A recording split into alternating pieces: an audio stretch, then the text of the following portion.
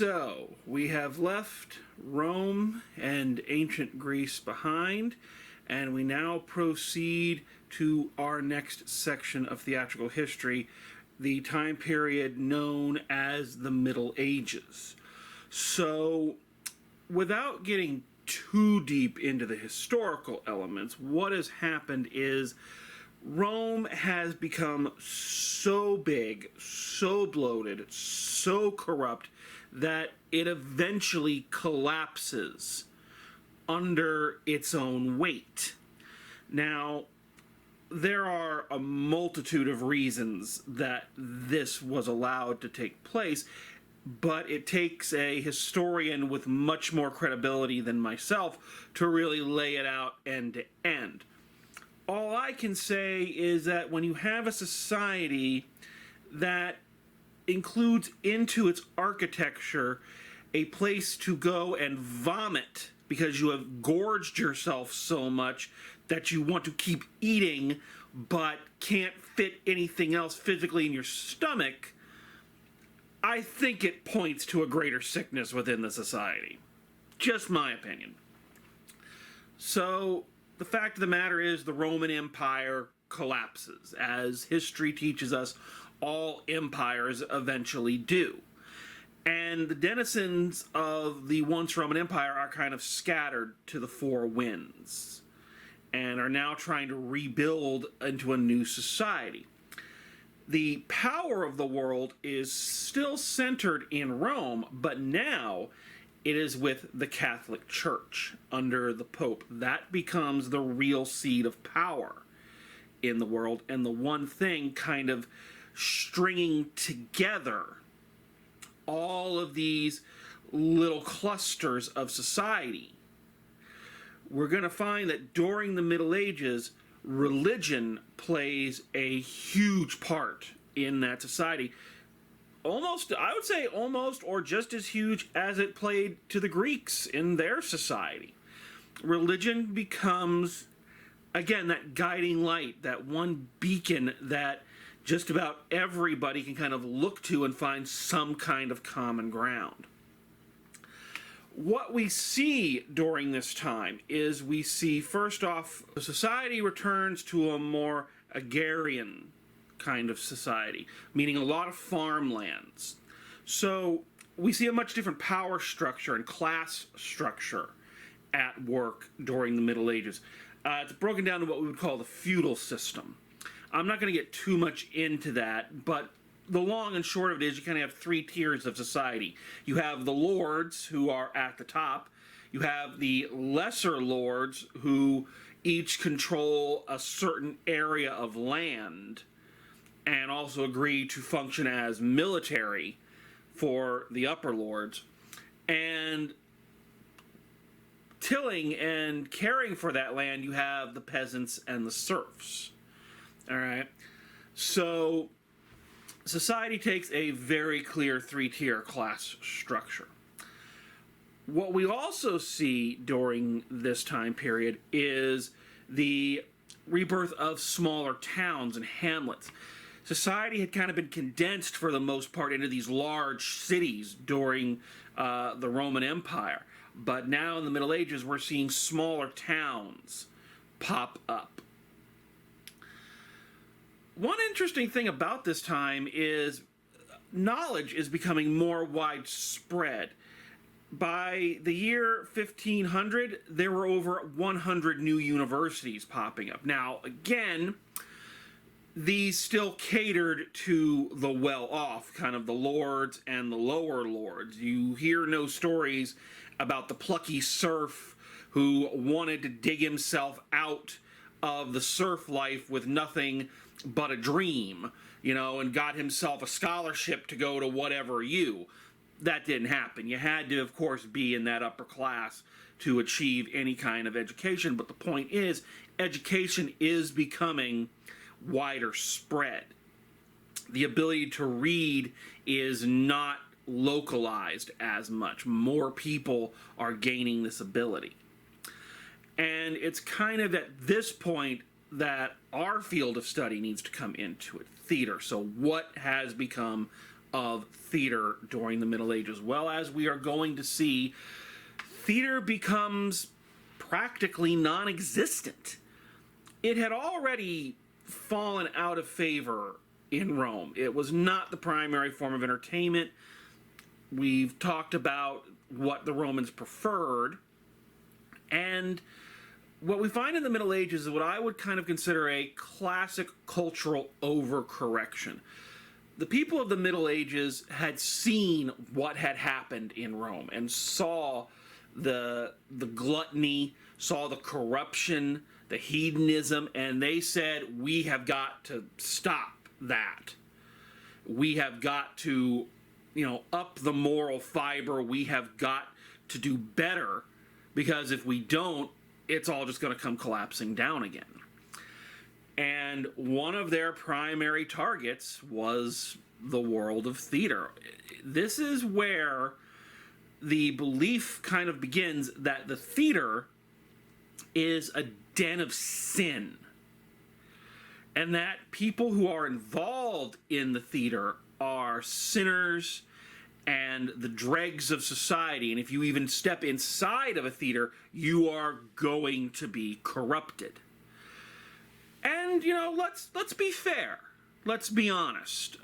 After coming from such a, 24-hour-a-day frat party as the Romans were, you can't really blame them for trying to fix the perceived problems, right?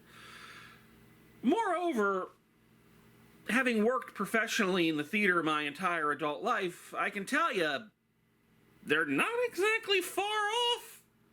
I mean, not not trying to cast aspersions on anybody, but if you don't think that the theater is kind of a den of debauchery, then you've been going to the wrong cast parties.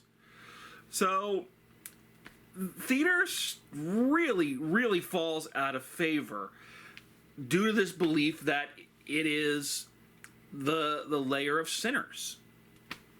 So there are very few new plays being produced during this time period. The ones that are being produced are all very religious in nature and are there to serve a strictly moral purpose within the society.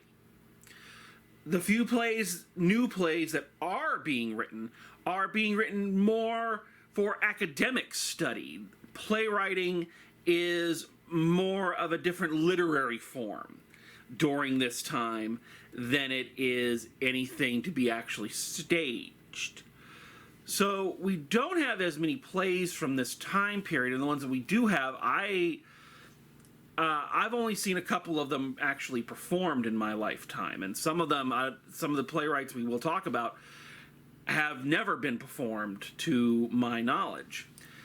So we're going to see that theater has really taken a back seat. So we're not going to stay in the Middle Ages for very long. There's only a few little things that I want to touch upon, mainly because, kind of like we talked about with the Romans, what we are going to see as we examine the Middle Ages and what they did do with theater is the seeds being planted that are going to take root and grow and influence things that are going to happen further down the line.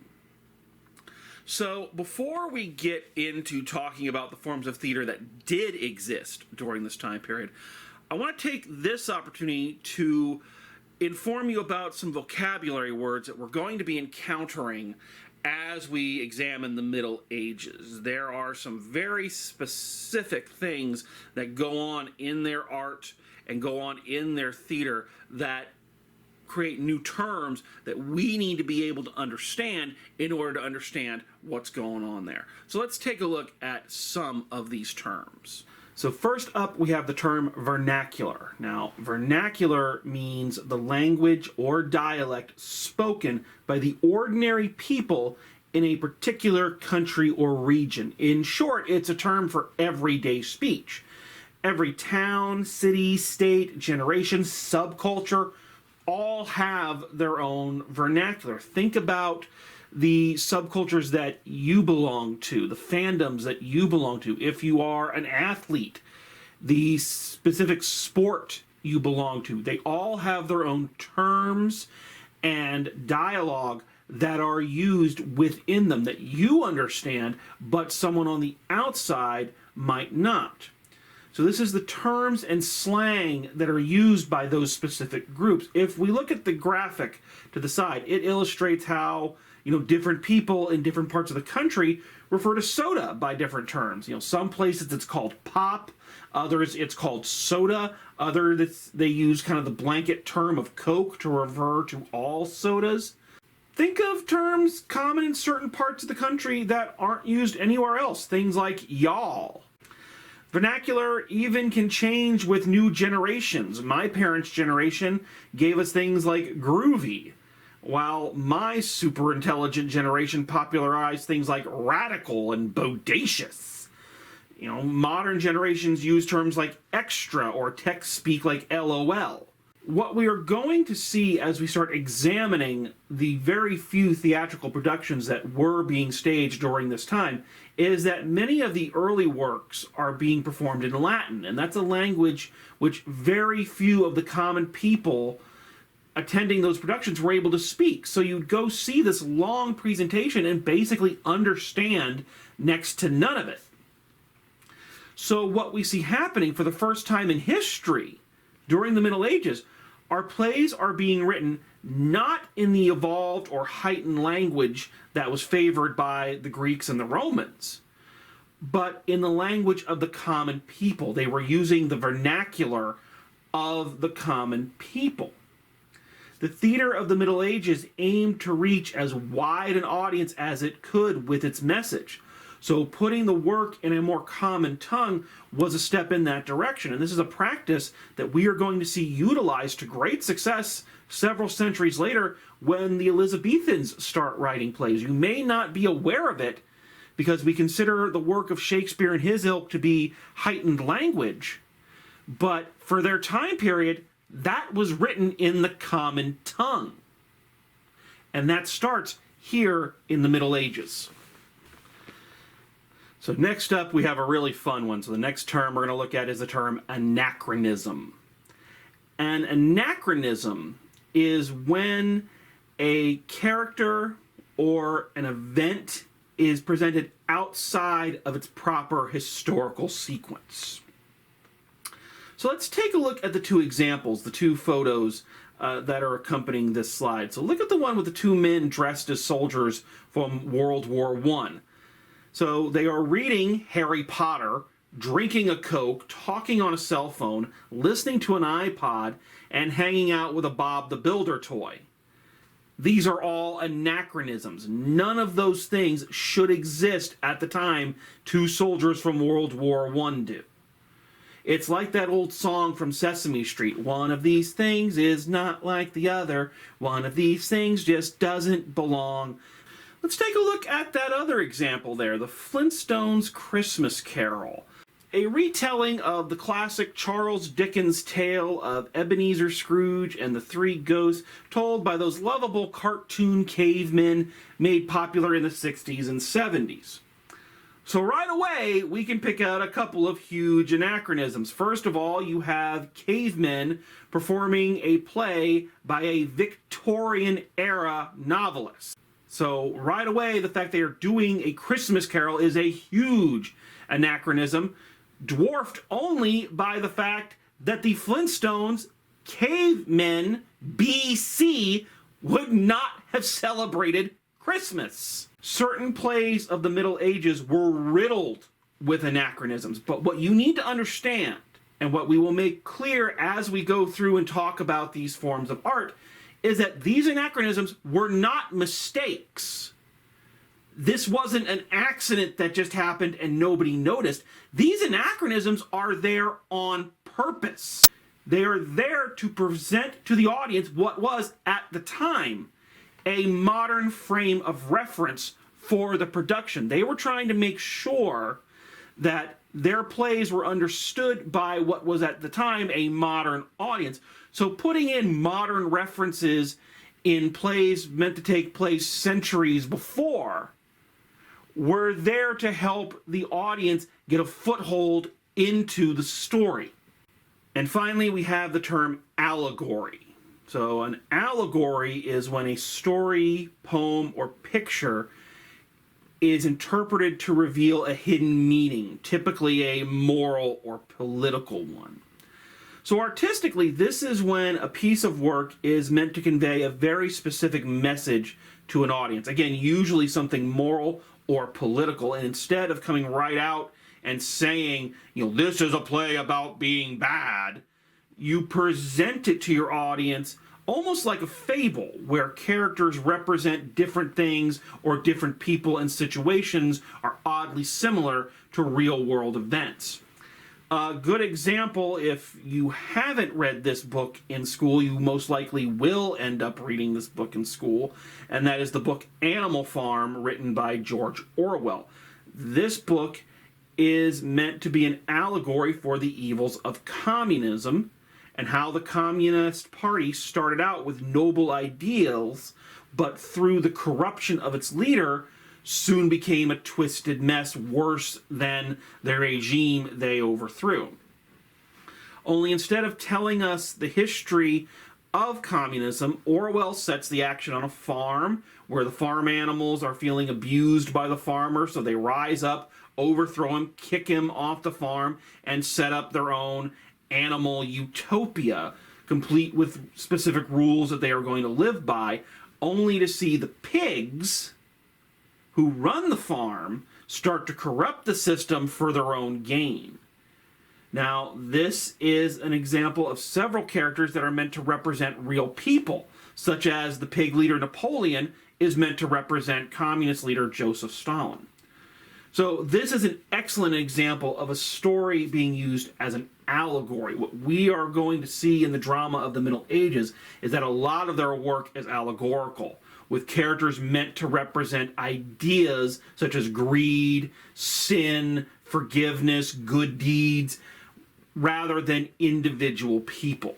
So we are going to encounter these three terms fairly often as we discuss the Middle Ages, and we will get more into how they specifically apply to those plays being done around that time a little later on. But for now, just make sure that you have a familiarity with these terms. Vernacular, the term for everyday speech used by common people. Anachronisms, people or events taken outside of their historical period. And allegory, stories, poems, pictures interpreted to reveal hidden meaning. Typically, again, a moral or political one. We are going to come back to these, and these are going to be very important as we continue our discussion of the Middle Ages.